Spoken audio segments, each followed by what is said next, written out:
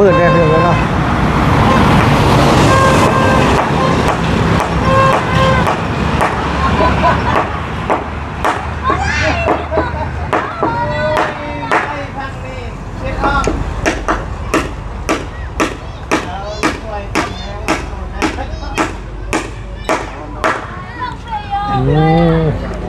ข่าวแล้วบาทนี้นะเรียบร้อยแล้วแจบปันยัง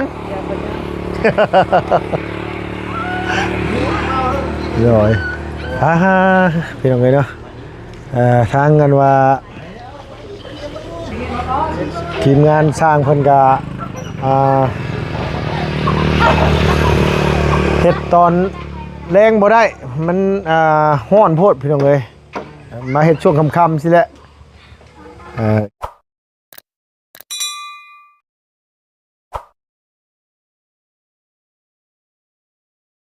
ยังว่าเอาสิเอาห้องทางไหนลูกล่ะฮะจะสิเอาห้องทางลุ่มเหรอบ่ได้เฮ็ดทางเทิงพี่บ่เอ้าบ่ได้เฮ็ดทางเทิงพี่บ่เฮ็ดกันนี่ห้องทางนั้นก็ห้องสิเจ้าสิกั้นแบบนั้นได้บ่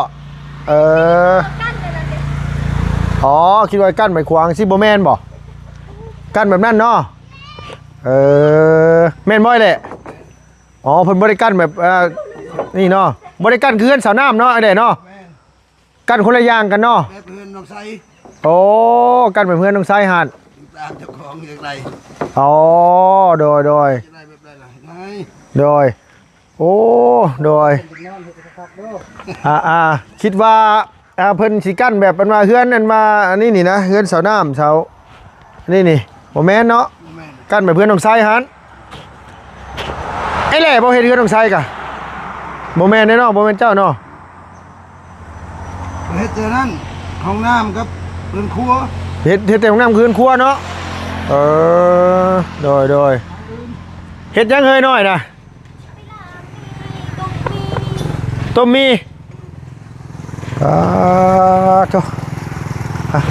ต้มเพื่อนี่เด้อบ่แม่นจังได๋หิวคือกันได้นี่น่ะวันแต่มาอันว่าไปสั่งไม้กับเล็กเส้นพี่น้องเอ๋ยเนาะเล็กปอกน้ำแน่3อย่าง4อย่างเพิ่นมาส่งนั่นล่ะเมื่อกี้นี่มาบ่ทันมาจ่ายค่าไม้เพิ่น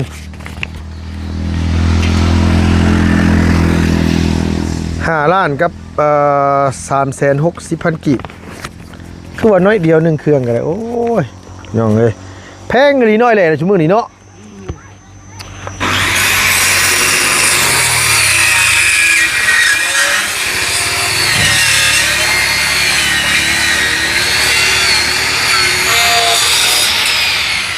อยู่เทิงพุ่นเย็นนึกฮ้อนได้เย็นนึกฮ้อนอยู่เทิงพุ่นเท่ากันเลยทั้งฮ้อนทั้งเย็นเย็นลมพัดพี่น้องเอ้ยแต่ว่าฮ้อนแดดผสมผสานเลยเนาะโอ้พี่น้องเอ้ยเนาะเอาจังได๋ก็กราบทักทายสบายดีเด้อพ่อแม่พี่น้อง FC วัดสุขุสุพนเนาะพี่เนาะที่เข้ามารับมาชมช่องลุงเฮิม Channel คือเก่าคือเดิมพี่น้องเอ้ยมาพบกันช่วงแรงๆเลยมื้อนี้ช่วงเที่ยงบ่ไหวพี่น้องมันร้อนแดดแห้งเอาง่ายเราใส่ดัง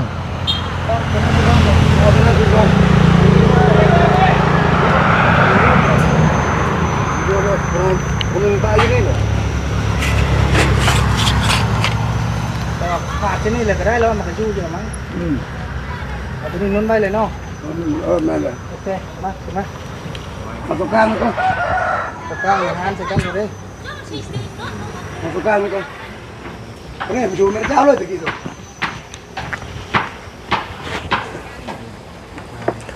โอ้อันนี้เห็ดคางคู่เป็นบ่อยเลยนี่บ่คางคู่แล้วเป็นแหน่งนาโดยที่ผ่านมาในเห็ดคางเดียวได้พี่น้องเอ้ยมีชุดนี่เคลื่อนจะดีนี่เห็ดแน่นดีเคลื่อนจะดีนี่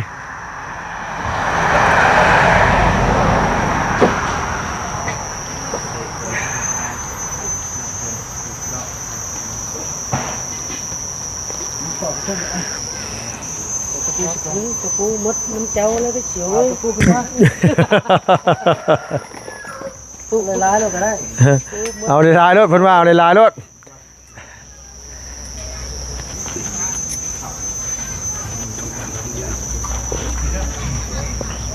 เฮ็ดได้มันจะทำแล้ว โดย ตอนเว้นเฮ็ดบ่ได้ ตอนเว้นน่ะมันเฮ็ดบ่ได้มันฮ้อนเมาเหล้าเมาเบียร์พอเมาอย่างเมาแดดนี่บ่เป็นแต่เมาได้เขาสิบอกให้เมาเหล้าเมาเบียร์นี่ม่วนคันเมาเหล้าเมาเบียร์คันเมาแดดนี่โทกูพี่น้องเอ้ย โอ้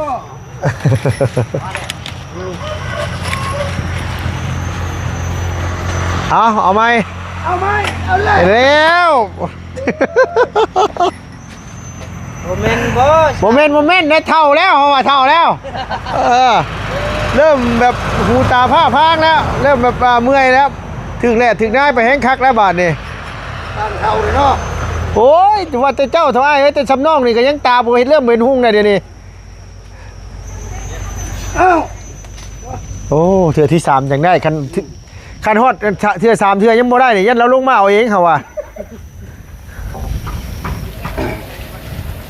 ป้า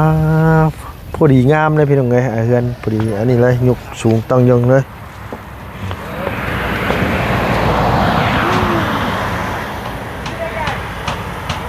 ผมยังจะหอมแต่ว่าผมยังจะหอมแต่ว่าผมยังจะหอมแต่ ตรงยังคือหอมแท้มาจันมาโอ้ยเนาะจังว่าเขาซื้อแป้งผู้สาวมาบ่จัก โอ้ไรเดอร์แล้วเนาะเนี่ย มาแล้วพญาน้อย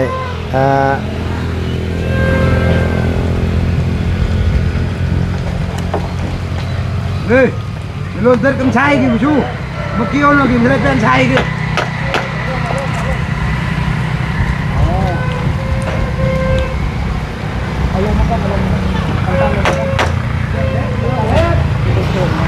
คันเตเว่นนี่บ่ได้น้อยเลยเนาะมันห้อนแห้งหน่อยเนาะตพี่น้องเอ้ยขนาดว่าย้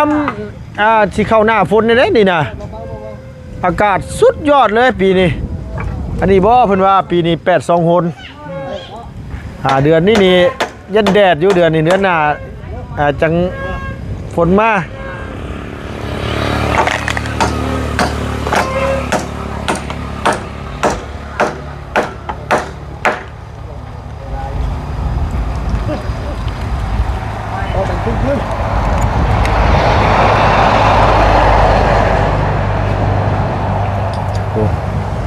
ทั้งพี่กำลังกันว่าขึ้นเขาเอิ้นว่าขึ้นดั้งมันบ่อยแหละขึ้นดั้งมันบ่ ชี้ยัวเลย ขึ้นสีนัวนี่เนาะ ใส่ก่อนเลย ใส่สีนัว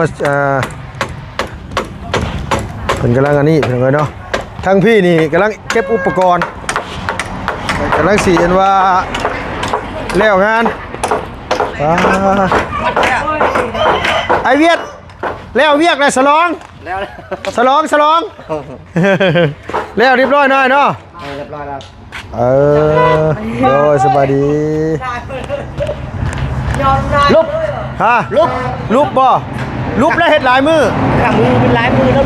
คอยกล้าชิบห่ามือกว่าแล้วทำไปมือ โยเจ้าหยุดหลายมือเนาะ บอกก่อนเลยเป็นมือเฮ็ดได้บ่แม่นเลยเป็นมือยุด ไล่เฉพาะมือเฮ็ดน่ะบ่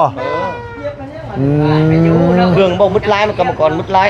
เครื่องเนี่ยบ่ได้เบิดหลายแต่ว่ากรรมกรน่ะเบิดหลายกรรมกรมือนึงเท่าไหร่นะ800,000 900,000 แต่แชท มือละล้านซะเนาะตีไปเลย ประตูนี่ก็แพงเฮ็ดให้ลาวเลย หน่อยประตูนี่เท่าไหร่ราคา ก็มาชิปล้านบาทกับปูนกบกับประตู ทั้งเบิดน่ะติ ทั้งหมดประมาณ7 ล้านเป็นเครื่องเป็นน้ำ หน่อย แพงตัวนี้เป็นเครื่อง อันนี้เนาะแพงตัวนี้ติอ๋อคักกะลีโอ้ เฮ้ยใหญ่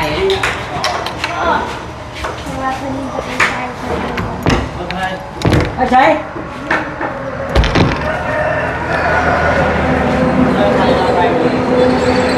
คักพี่น้องป้างามดีพุ่นน่ะเนาะโอ้สลองยังแนวเฮือนใหม่เลย เฮ้อบ่มีหยัง บ่มีเงินกับมีเงินก็อยากฉลองอยู่ บ่ไปหาหน่อไม้ไปหาบางกันยังมาแกงก็ได้นะสะดองซื่อๆน่ะบ่ต้องจำเป็นต้อง มันก็บ่คือละลุง โอ้บ่แม่นบ่เกี่ยวกับคือบ่คือมันเกี่ยวกับว่าสะดองแกงหน่อไม้น่ะวันนั้นก็แล้วเฮ้ย แต่ว่าทางลุงซอยทำบุญให้กัน พังน้องเด้อ2-3มื้อเด้อ ฮะ ประตูนอนเอาเมื่อยได้ แบบว่า ยังเล่นฉี่ได้ตัวยาย โดย แบบว่าลุงทำบุญให้กันมีแฮมมีแนวให้ลุงกิน ไม่ยากนะ มีเงินหน้าสลองใหม่ ฮะ ใช่ ยาย งามนะพี่น้องเอ้ยเนาะโอ้ ยาย อ่า อยู่บ่ได้ยางเขาจะหา ฮะ ยางนี่เราเมายางฮะ แมนสีคนสีบนเป็นยาง สี เรียบร้อยเนาะเนาะบัดนี้เนาะไปรับเมาเด้อหลังนั่นเด้อรับเมาอีกเด้อหลังนั่นเด้อเดี๋ยวสิโทรใส่บริการอีกจักปีใดปุ๊บบัดนี้พี่น้องทางกันว่าเฮือนสาวกุมีพี่น้องเลยเนาะทั้งช่างเพิ่นทั้งเซียนเสาอยู่อ้าวสบายดีลูกละโดยหน้าไปถึกยังเคยน่ะฮะโอ้เหงือให้หนูมากินน้ำคนด โดยเอาไปเนาะเพื่อนแม่น้องแต่งจริงเลยเรียบร้อยเป็นสำเร็จเสร็จสิ้นสมบูรณ์แบบเนาะยังเหลือเพื่อนนั่นว่า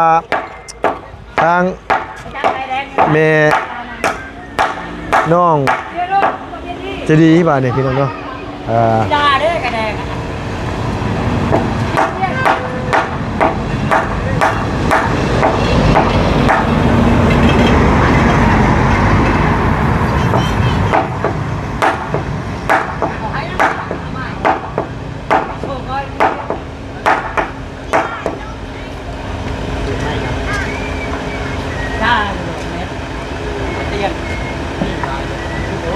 มันบูวิดได้น่ะมันลงไม่คือเก่าแหละมันต้องเอานั่นสอดเข้าแล้วโดยนั่นแหละ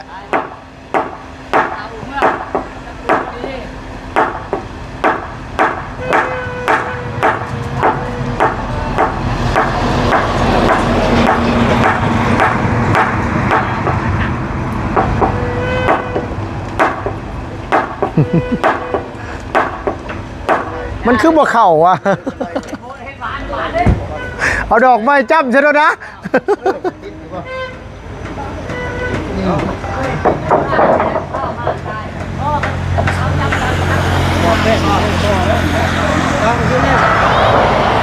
โดย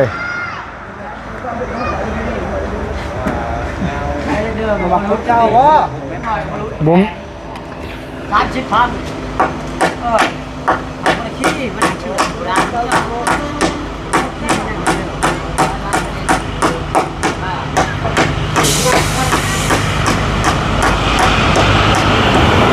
ตอกบ่เข้าพี่น้องเลยเนาะตอกบ่อันนี้มันก็เลยเยี่ยมใส่บังดูบาทนี่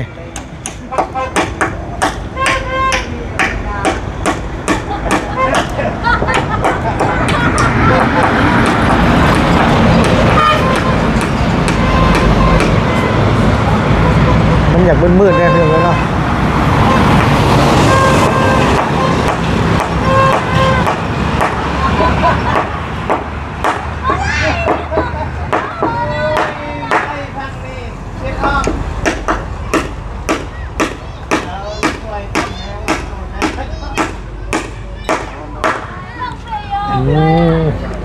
เข้าแล้วบาทนี้นะเรียบร้อยแล้วแจบปันยังrồiพี่น้องเลยเนาะทางกันว่าทีมงานสร้างเพิ่นก็เฮ็ดตอนแรงบ่ได้มันฮ้อนโพดพี่น้องเลย มาเฮ็ดช่วงค่ำๆสิแหละกำลังใส่สีนัวครับแล้วก็เพิ่นจังเดินอันข้าวมันที่ใส่อันว่าอันนี้เนาะพี่เนาะ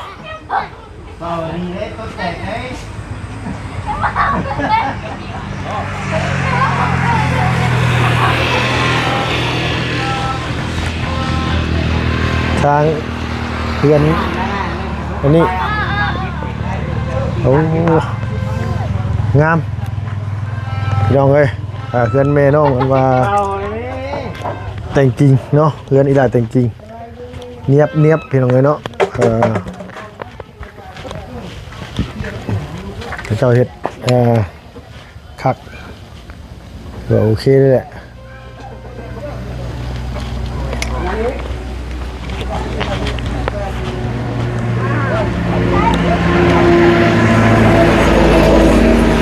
นี่เป็น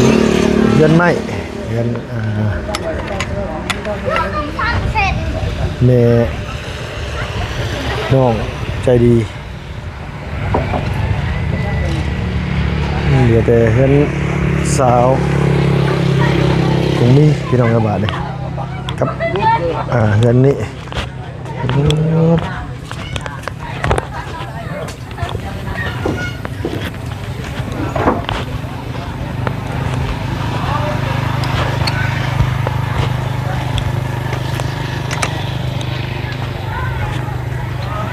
มาเบิ่งทางเรือนสลาก่อนบ่ได้เห็นนั่นว่าแต่เฮิงเนี่ยได้พี่น้องเอ้ยเนาะของน้ำเพิ่นแกพึ่งปะแล้ว สบายดีเด้อกำลังเห็ดยังไงกินอันนั้นครัวปงป้าขัวกระป๋องปลาโอ้คักแล้วเอาห้องน้ำเห็ดอยู่พี่บ่ชะนางนะโดยเห็ดไก่เฮือนเถอะเห็ดไก่เฮือนเถอะมีดินดิผู้เห็ดจะทั้งนั้นก็เปลี่ยนใจแล้วแม่บอกว่ามีคนมันไก่เด็ดแบบว่าลงที่เงินกับเข้าห้องน้ำเลยแล้วมาเห็ดอยู่พี่เนาะโดยแทนมันติดน้ำในสุสบายนิดนึงโดยเขาไงว่าติดน้ำมานี่โอ้คือบุเห็ดอยู่ทางนั้นแม่ทางนี้สบายกว่าทอมันปล่อยมันพูดเลยเนาะโดยมันจะง่ายนะแม่เนาะเฮือนเป็นว่าสลานี่ตัวนี้นี่เฮือนนอนพี่น้องเอ้ยตัวนี้นี่เฮือนครัวบ่นางดูว่านี่เลยโดยว่าสิเฮ็ดเฮือนครัวแต่ว่าเอาไว้เข้าไปเลยแบบว่าย่านกินดีย่านไฟมันลามว่าง่ายว่าคันสิจุไฟอยู่หั่นว่าย่านไฟลามใช้เข้าโดยที่สถานที่มันก็แคบแห้งพี่น้องเอ้ยเฮือนสลาป้อใบผักดังเลิศแม่งามลีโลน่ะโนยโนเนาะฮะจะเสียไปกินกับยังแม่กระดูกหมูใส่กระดูกหมูหอมบอกว่าได้จะกินป่นปลานะเดี๋ยวพวกนี้มาแค่งามลีโลเนาะป้าโดยเสียอย่างน่าจะไหนจะเสียอย่างนะครัวนี่ก็ใช้ผักหอมนี่ป่ะนี่จอมันใกล้คือมันคือสีเข้ากันปะเอาล่ะเข้ากันมั้งมันเข้ากันอยู่ปะเอ้ยพี่ช่วยเชลาแล้วจักบูแล้วเลยไอ้เมื่อเลยเราไม่ยังนะอันนี้บอกแบบว่าผู้ใดที่แบบว่าถึกมะตอไม้ถึกตาแล้วแบบว่าก้อนยังเป็นสีขาวอยู่ในตาอ๋อต่อหินต่อยังใช่เนาะเป็นสีขาวเนาะเขาใส่ได้ปะโดยแบบว่าเขานั่นหูเขายิงเงี้ยแบบมันเป็นหูนะใส่เบิ้งได้คือมันเจ็บไปได้ด้วยใส่คือตางหูมันเลยอ๋อนิบเสร็จคือตางหูนี่โดยแต่มันเศร้าป่ะนี่โดยเรียนครัวแล้วก็แบบจำเป็นเลยนะพี่น้องเอ้ยอันว่าทั้งอันว่าเพื่อนแม่น้องจะดีเพิ่นขันแบบเพื่อนเจ้านี้สบายดีเนาะคือกันเนาะเขาบอกว่าให้ขันทั้งเทิงพุ่นเลยนี่เนี่ยทั้งนี้เนี่ยเฮ็ดนี่ออกมาทั้งนี้แล้วบัดบ่มักแบบนั้นเนาะคือว่าได้ตามใจผู้อยู่แล้วว่าเขาบ่ได้อยู่นำเพิ่นนะแม่เนาะเขามีหน้าที่เฮ็ดแล้วก็เฮ็ดอย่างนั้นแหละจบแล้วก็แล้วมื้อได้ฉลาดเจ้าเฮ็ดไหมเฮ็ดเฮือนนี่มีโครงการบ่ เฮ็ดเอื่น โดย เพื่อนแบบใด เอาตัวบ่ได้เฮ็ดเฮือนใหม่เนี่ยมื้อใดสิได้เฮ็ดเฮือนใหม่ข่าวเฮ็ดเฮือนคือเฮือนสาวก็มีเฮือนแม่แต่จริงหยังสินะ บ่มี แม่นแท้บ่โอ้ยอ่า อยากเป็นคือนั้นเด้แต่บ่มีโอกาสได้เป็นดอก เออเนาะอันนั้นก็เป็นแต่เซาก็บ่ไหวกันเด้อเฮ้ย จักแล้ว เนาะ เป็นวัฒนาถึงกันแล้ว เนาะ เนาะ เนี่ยต้องไปเบิ่งเนี่ยเฮือนแม่แต่จริงเนาะงามอีหลีแล้วเนาะ ดูงาม ลุงแต่เฮือนลุงยังบ่ได้แบบนั้นใช่มั้ยเฮือนลุงยังขี้ไล่นี่เอาแท้เฮือนลุงบ่ได้งามเฮือนลุงแต่ลุงก็เฮ็ดกำแพงอ้อมอะไรกับปลูกผักปลูกหญ้าพอได้อยู่ได้กินแล้วก็แล้วบ่ได้เฮ็ดงามเลยเฮ็ดงามไปแล้วเวลาตายแล้วมันสิเสียดาย เอ้าแม่นบ่ เราคิดว่าลุงก็บ่ต้องเฮ็ดเร็วเหือนเฮ็ดกระตุกน้อย เอ้าแท้ได้เฮ้ย ๆได้ลูก อ้าว ก็พอได้นอน โดยฝนตกมามันบ่หัวใส่หัวเนาะแดดบ่ร้อนสำนี้ก็พอแล้ว ดังคือลานนี่นอนแบบนั้นตายถึกน้ำฝน เป็นจังได๋คือว่าจังซั่น เอ้า เอ้า เอาถึกน้ำฝนมันเข้าอยู่ดังอยู่ อ๋อดังแมบ โดย โอ้ยเว้าเอาแต่สิเว้าตูเนาะเอาแต่สิเว้าเอาแต่สิว่า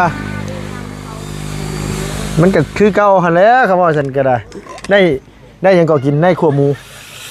ผมว่า ขัวปองปลาอ๋อนึกว่าขัวหมูโดยผักคะมีอยู่บ่เฮ้ยงามอยู่บ่นะพระเจ้าเด็ดบ่ได้เนาะมีก็บ่หลายแม่นบ่ มีลายอยู่คันพอได้กิน เออ เอาบ่ลานสิเอาให้ เอาเว้าแท้เด้ โดย โดยเอาอีหลีมื้อนี้น่ะสิเมื่อนี่สิเมื่ออันว่าปนปลาก่อนเมื่อปนปลามื้อนี้เก็บให้ในล่ะเอ้ยโดย หาปนปลากับปลาค่ะ โอ้ยแซ่บเลยล่ะเอ้ยลวกผักคะกินกับปนปลาเอา